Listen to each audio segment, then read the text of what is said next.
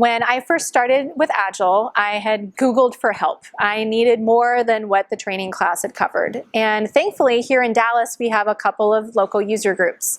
So I found DFW Scrum and started attending every month. I got to be part of an Agile community, and it was incredible.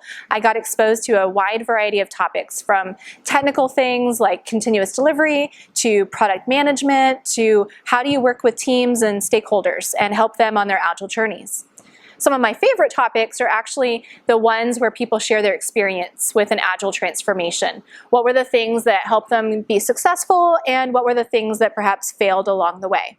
I have learned so much from other people's mistakes that I make sure to cover some of mine when I give a talk. I want people to learn from the things that I've done, good and bad. Now, what's been really cool as I've worked as an Agile coach is bringing my client along for that journey. And so I have taken classes and found it would be so helpful that I wanted my client to be there and experience it with me. And so we got to be learners together. We've learned about Agile coaching, we've learned about Agile management.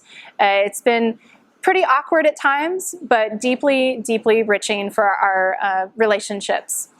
Because what happens is we're both role-playing things, we're trying on new concepts and new models, and we're talking about, like, what does this mean for, their transformation, and what does it mean for us as individuals, and what might we be able to do from that? Now, the weird thing about it, and I had thought about it initially and had to kind of get over it, is it meant that I was introducing my client to people that I would consider competitors.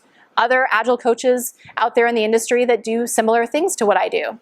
And the pros outweighed the cons, hands down, actually. It didn't matter that we're competitors, because it's so important, I think, to be a part of the Agile community and get outside of the boundaries of our companies and outside the ways that we're typically working, and learn what else is out there and find out how can we become better practitioners and how can we give back to the community.